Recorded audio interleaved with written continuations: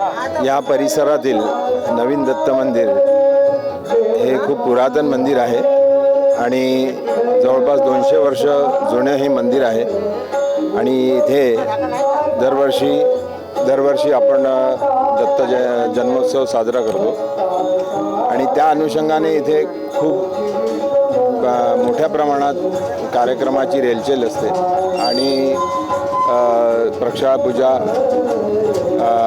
गोपाळकाला हा पण सुरू असतो आणि गोपाळकाल्याच्या दिवशी पालखीची मिरवणूक, दत्ताची मिरवणूक निघते आणि त्यानंतर प्रक्षाळा पूजेचा कार्यक्रम. धन्यवाद. नवीन नेवासेकर दत्त मंदिर हे नागपुरातील दत्त संप्रदायातील सगळ्यात सुचिरभूत असं मंदिर आहे. असे मंदिर फार कमी पाहायला मिळतात. दत्त मंदिर असल्यामुळे दत्ताशी संबंधित सर्व जे उत्सव आहेत ते तर होतातच, पण इतरही उत्सव तितक्यात भारतीय परंपरेत आणि उत्साहात साजरे केले जातात.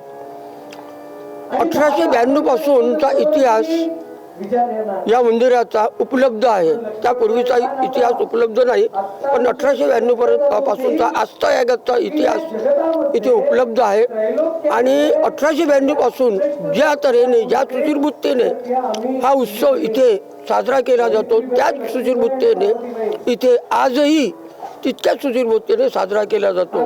दर गुरुवारी इथे भजन होतं आणि प्रत्येकच भारतीय सण जो आहे तो खूप भारतीय परंपरेला साजेसा असा, आधुनिकतेचा लवलेशही नसलेला या तऱ्हेने तो साजरा केला जातो आणि इथली सुचिरभूतता आणि इथली एक अनुभूती पाहून इथे भक्त आहे त्यांची संख्या दिवसेंदिवस वृद्धिंगत होत आहे.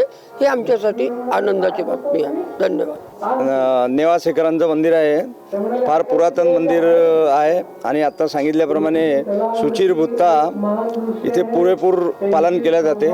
उत्सव म्हटलं की आज आपण बरेच ठिकाणी पाहतो उत्सव याला एक वेगळं रूप आलेलं आहे, परंतु या मंदिरात कोणताही उत्सव हा पारंपरिक पद्धतीने आणि संस्कृतीला धरून हा पार पाडण्यात येतो आणि त्याची पुरेपूर काळजी या मंदिरातील नेवासेकर परिवार घेतात.